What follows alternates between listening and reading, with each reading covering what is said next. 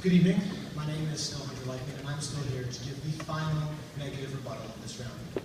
And I think I can start by saying that vandalism, I think, is less of a crime than child molestation. Which is why I think we've determined at this point that the crux of this debate, what it should hinge on, is public safety. And the side of the debate that can best prove that we provide more public safety, we make the public safer, is the side that needs to win this debate. So, as our opponent said, the punishment needs to fit the crime. And, in my opinion, it's time to take a look at the facts. The fact is that 78.4% of people in prison are convicted from non-violent crimes. The fact is that that cafeteria analogy they mentioned really takes place under their side if you have 1/5 of you guys actually here. And, well, the other 4/5 of you, go find food somewhere else, because this cafeteria is closed. And the fact of the matter is that we can't just get rid of 78.4% of 2.2 million prisoners. We have nowhere to put them. We don't have the infrastructure. The $40 billion, if we can even get that much, because I don't think we can, that our opponents say, isn't enough to take care of that many people. The fact of the matter is that because of that, there is space in our prisons for non-violent criminals. There is space in our prisons for people like Bernie Madoff.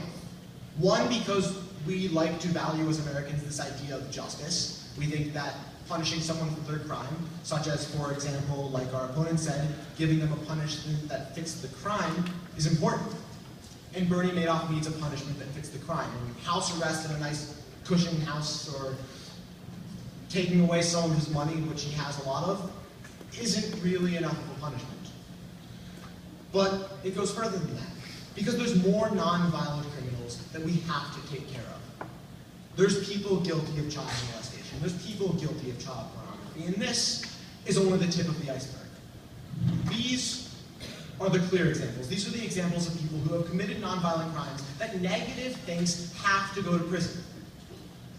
And the affirmative idea that we can just put them somewhere else doesn't really make sense. Because the fact of the matter is, again, we don't have the infrastructure for it.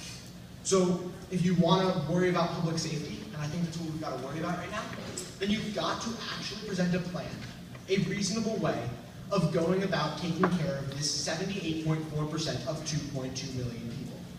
And I've yet to hear a good way of doing that. I've heard examples. I've heard that halfway houses might work. I've heard that, house arrest might work. That kind of stuff might work. There's a bunch of other examples here. Wear an electronic tag, that might work. Mandatory treatment programs, those might work. But they all cost money. And we don't have the infrastructure for that kind of cost. They say that our plan wouldn't work because we spend too much money. And our plan wouldn't work because it just doesn't work. But that's not true. The truth is that by abolishing this idea of minimum sentences, by making sure that less people spend their lives in prison for, I guess what you could call petty crimes, and instead spend sufficient amounts of time in prison, and therefore satisfy that idea of justice, we make the money, or at least enough money, to reform the prison system, and to take care of the problems that we have, and to rehabilitate prisoners. Because I honestly believe that we can rehabilitate these prisoners when they are in prison. And, quite simply, for all of that, if you truly worry about public safety, then if you truly care about keeping children safe, keeping everyone safe, stopping lives from being ruined, there's really only one way to vote in this round. Thank you.